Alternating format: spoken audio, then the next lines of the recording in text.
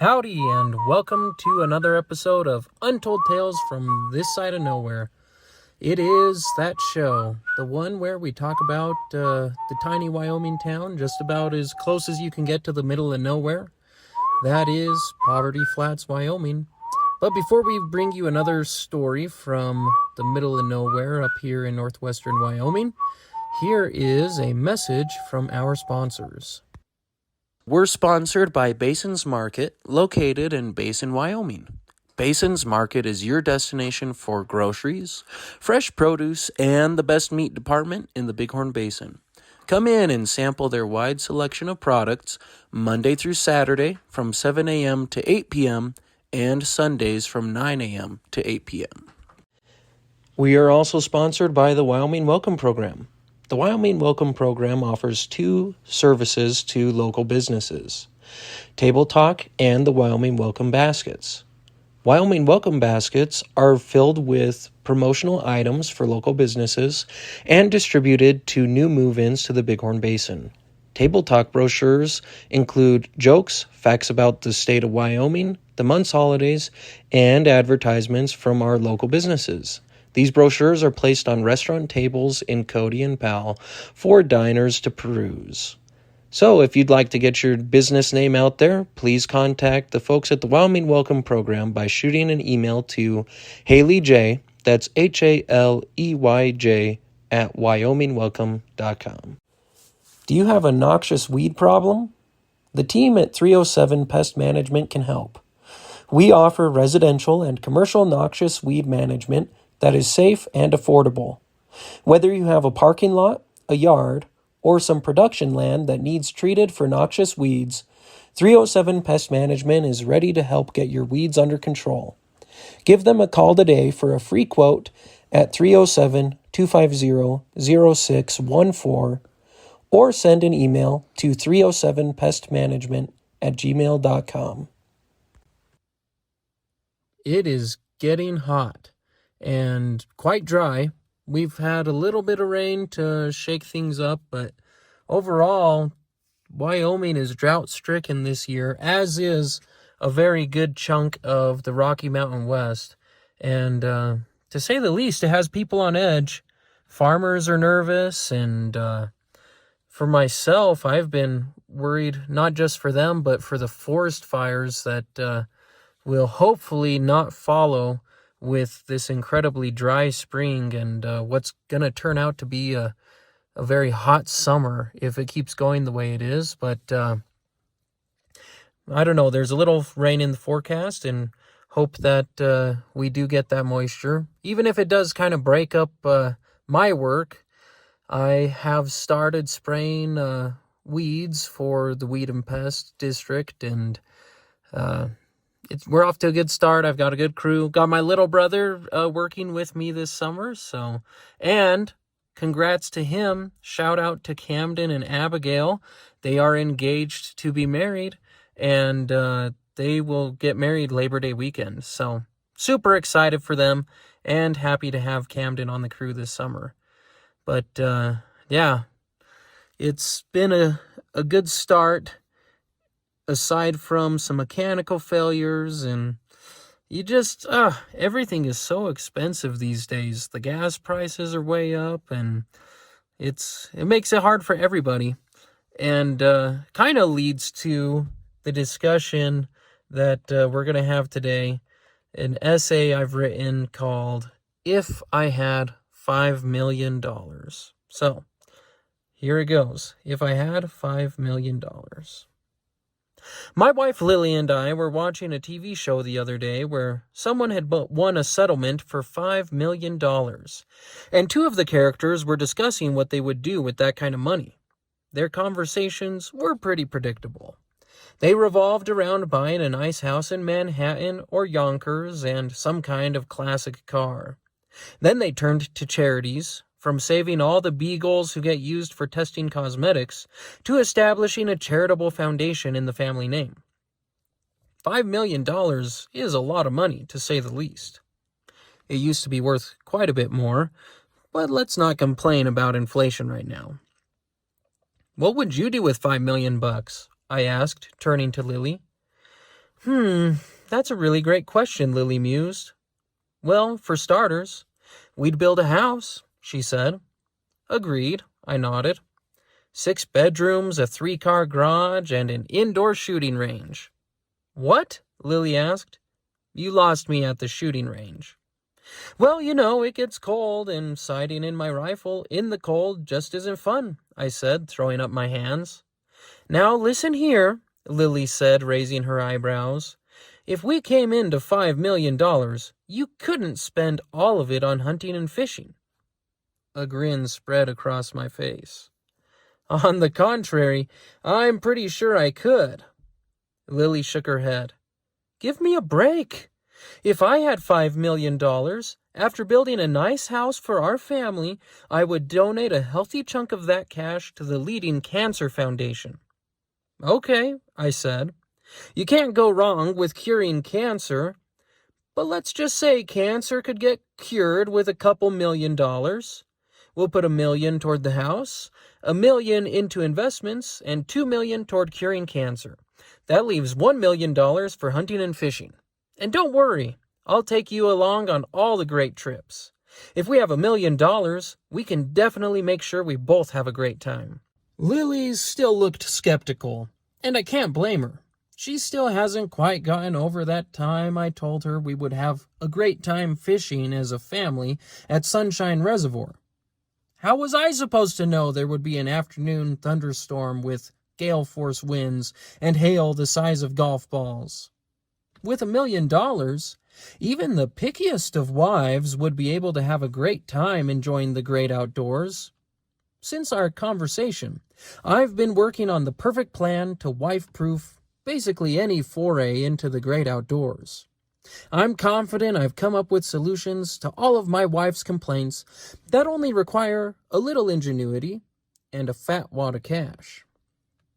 And so, come with me as we explore the possibilities of hunting and fishing with your wife on a budget of $1 million dues. First, let's start with something simple. Lily's biggest complaint is that when you're outside, you always get cold. Or at least when you're camping or hunting.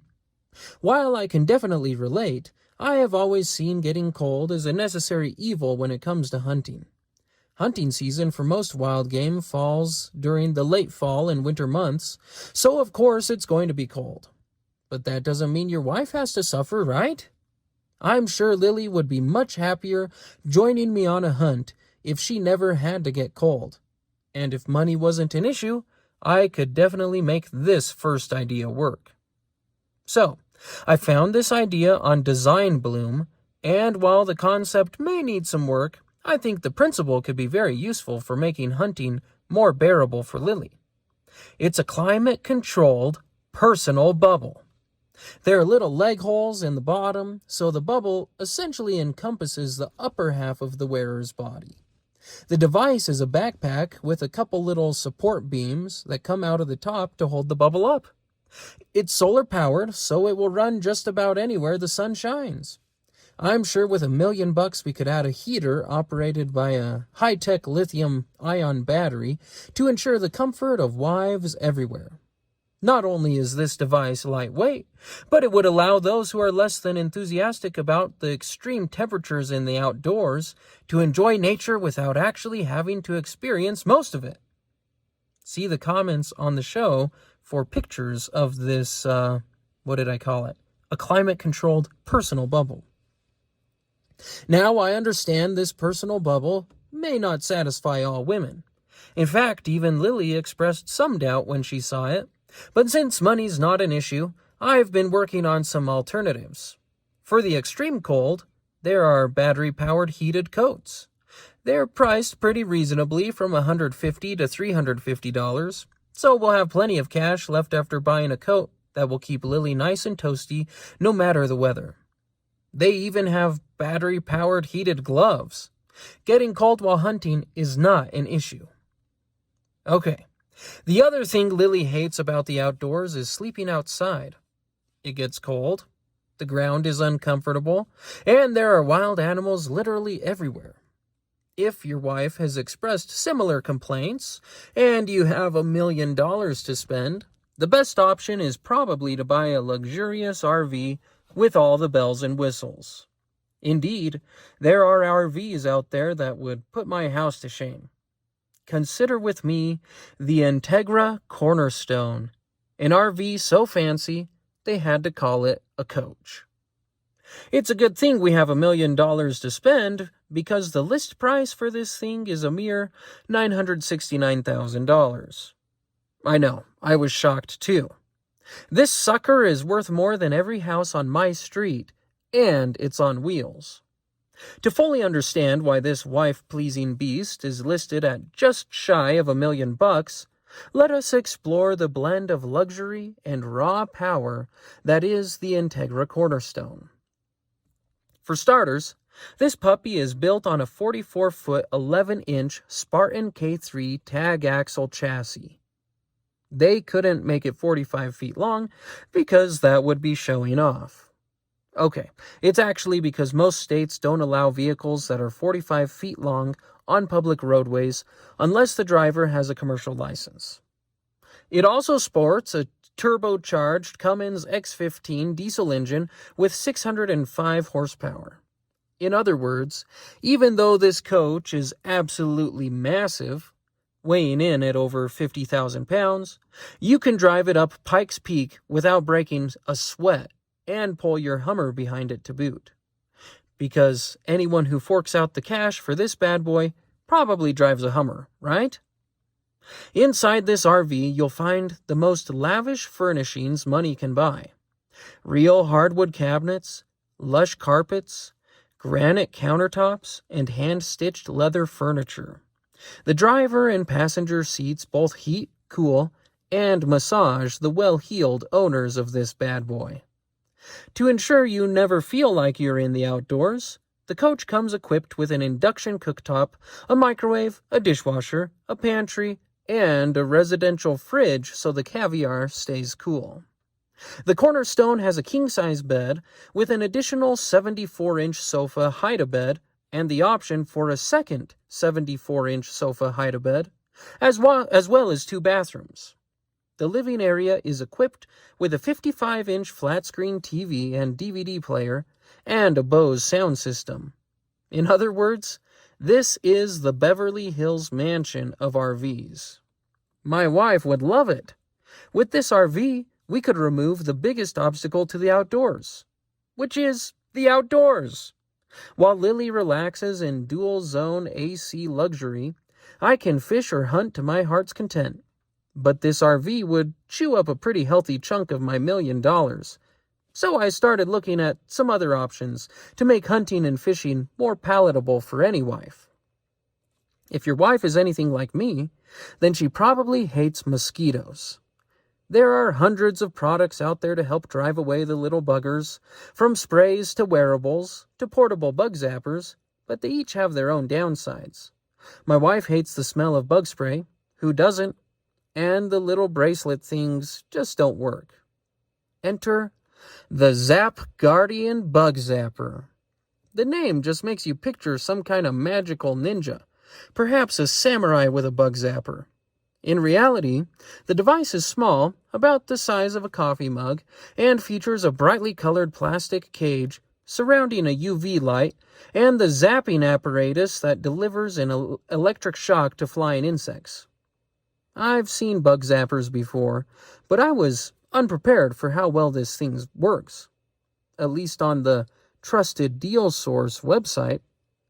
I mean, this little doohickey usually costs $79.99, but for the next 2 hours, I can pick one up for 50% off. And who wouldn't, with the reviews this little guy is generating? The site begins the charge with the astonishing thing that wiped out mosquitoes, and in parentheses, and saved our camping vacations. They had me right there. That's exactly what I need, a device that can save my camping vacations. But the review just keeps getting better. Did you know there's a new portable mosquito light that uses a special light frequency to keep mosquitoes out of your yard? I knew there would be more mosquitoes on the farm, but I didn't expect this. That part in all caps. I recently moved from Dallas to a farm to live a more relaxed life. But after sitting out back one evening, I quickly realized I wasn't in the city anymore. Probably not. I mean, yeah, if you move from Dallas to a farm, must not be in the city anymore. Anyways, continuing. Mosquitoes saw me as their meal, and they attacked.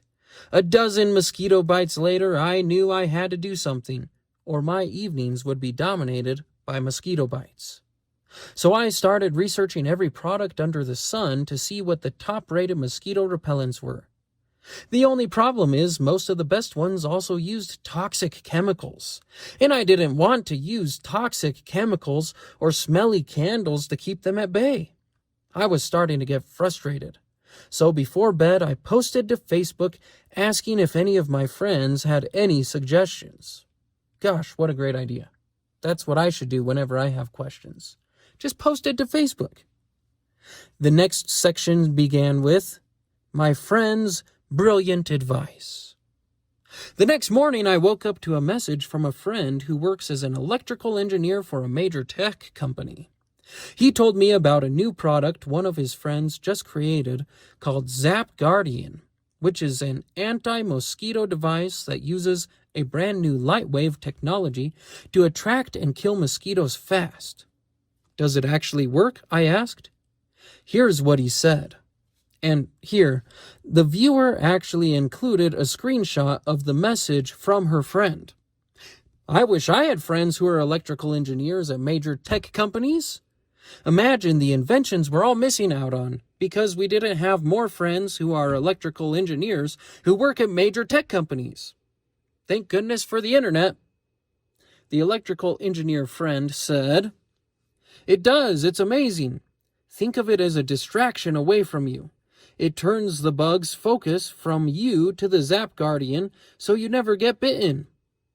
It uses a special frequency UV light used to specifically lure in mosquitoes.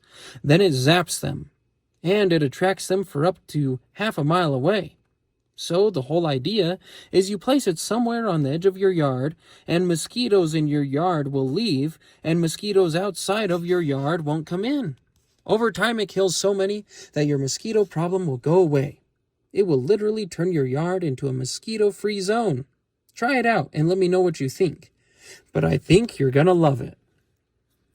Apparently, electrical engineers really are a cut above the rest. I mean, none of my friends write entire paragraphs on Facebook just to sell my ideas. Most of my friends just like my posts. But this guy really delivered.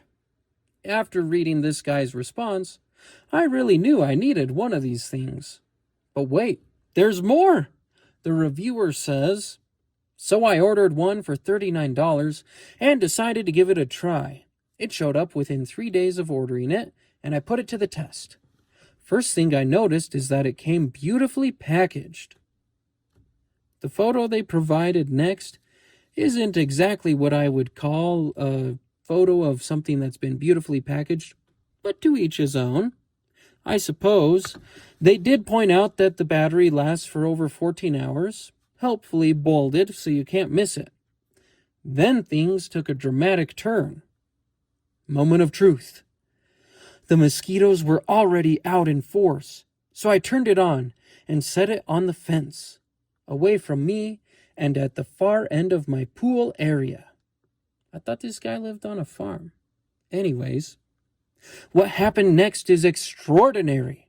Within a matter of minutes, there were no more mosquitoes bothering me. I couldn't believe it. I poured myself a glass of wine and just waited. Nothing but peace and quiet. No buzzing in my ear, no itching my neck, no swatting my arms, just peace and quiet. It worked. I went inside without a single bite and haven't had one since I started using it. Well, I'm not sure how anyone could resist buying one or maybe 12 of these things. The guy even took it camping. He says they went to a notorious mosquito spot. He put the Zap Guardian 50 feet from their camp so it would attract mosquitoes away from the group.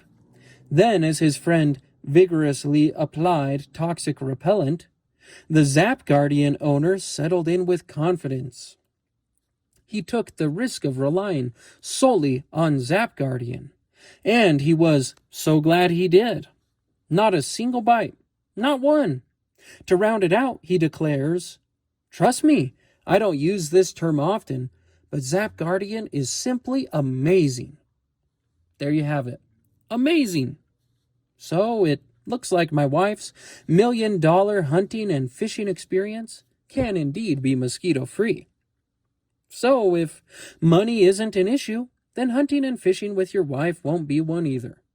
Through the miracle of science and green money, anyone can enjoy the outdoors. Research in hand, I decided I should present my findings to Lily, just in case I ever do have $1 million to spend on hunting and fishing with her. First, I showed her the climate-controlled personal bubble. "What on earth is that?" she asked. "It's a climate-controlled bubble. It has a solar-powered heater so you can enjoy hunting with me and never get too hot or too cold," I replied matter-of-factly. "Well, it looks dumb," Lily replied. "I'm sure people said that about lots of great inventions," I shrugged. "This qualifies as a great invention?" Lily asked, eyebrows raised. "Certainly," I spluttered. "I mean, look at that thing. You always say you hate getting cold when we're outside. Boom, problem solved." "And people are actually wearing these things?" Lily asked. "When they have $1 million to spend on hunting and fishing," I replied. "Sure," Lily grinned. "Okay, well, how about this one?" I asked, pulling up a photo of the Integra cornerstone. "Whoa," Lily said. "That's one big RV." "Oh, but it's not just any RV," I said in my most debonair voice. "It's the Integra cornerstone. It features not one, but 2 bathrooms, hardwood cabinets, and all the luxury of $1 million home, but on wheels." "Nice," Lily said, nodding her head. "I doubt we could get this thing to your family's cabin." I pursed my lips and nodded. "You're probably right. It weighs 50,000 pounds. "Yeah, probably not," she said. "But it would be nice for cross-country trips or something like that. How much does it cost? $100,000? I scrolled down the page to the MSRP. Lily gasped. $969,000? She spluttered. "You gotta be kidding me. $1 million for an RV? We'd buy a nice home first. But nice try." "Well, this is operating under the assumption that money isn't an issue," I shrugged. "Okay, last one." With barely concealed excitement, I scrolled down to the last item. "I present to you the Zap Guardian, terror of mosquitoes everywhere," I said with a flourish. Lily squinted at the screen. "Isn't that the mosquito killer my dad bought on Temu?" she asked. "What?" I said, taken aback. "No, I read the guy's blog post. This is an absolute mosquito-destroying machine. You won't believe the things it can do. And it's only $40. Lily raised her eyebrows as she tapped at her phone. "I don't believe everything it can do, actually." She held up the phone so I could see her screen. I squinted at it and saw a mosquito zapper, remarkably similar to the one on my computer. $4.23? I asked. "What is this?" "Dear, it's the same bug zapper. They're just reselling it for an exorbitant price. Do you believe everything you read online?" Now I was a little hurt. "No, of course not," I said, holding up my hands defensively. "But this guy has a friend who's an electrical engineer at a major tech company who swears by this thing." "Uh-huh," Lily said, folding her arms. "Which major tech company?" "Well, they didn't say." "Look, dear," Lily said, gently closing my computer. You don't have to spend $1 million to get me to go hunting and fishing with you. I raised my eyebrows. Well, you always complain when we go, I said. I know, Lily nodded. But that's my job. I'm your wife, so I have to complain about your hunting and fishing habits. The truth is, it doesn't matter how much you spend. There will still be things about hunting and fishing I will never enjoy. I sat in crestfallen silence for a moment, and Lily put her hand on my arm. You know what I'll always enjoy, though? Lily asked. What? I said, raising my head to look at her. I will always appreciate how much you want to share something you love with me, and I always love spending time with you. Ah, thanks, dear, I said with a little half-smile. If we had $1 million, you better believe we wouldn't spend it on hunting and fishing, though, Lily said, standing up. Then what would we spend it on? I asked, throwing my hands up.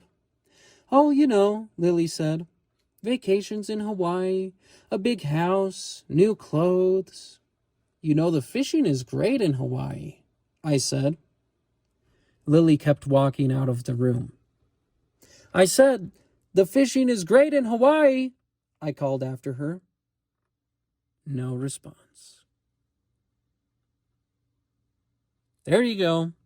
If I had $5 million, I would spend a healthy chunk of it on hunting and fishing.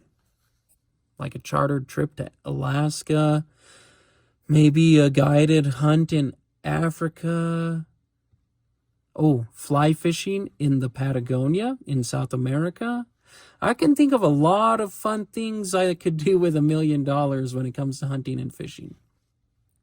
But Lily is probably right. I would not spend it on that, if I had it. But, you know, it's always fun to daydream about things. And, yeah, I admit the ideas I found were pretty far-fetched. But I'm curious to know what you would do if you had $1 million to improve your hunting and fishing experience and possibly make it more enjoyable for your significant other. If you have any great ideas, I'd love to hear about them when our episode drops on Facebook. Or you can shoot me an email at untoldtalesthepodcast@gmail.com. On our Facebook page, you can also sign up for our newsletter to ensure you never miss another episode. What it does is sets you up with email alerts every time a new episode is published. And as always, it's been a lot of fun sharing this story with you. I hope that you had as much fun as I did. And this has been another untold tale from this side of nowhere, where we work twice as hard for half as much and still find time for the important things like fishing. See you next time, folks.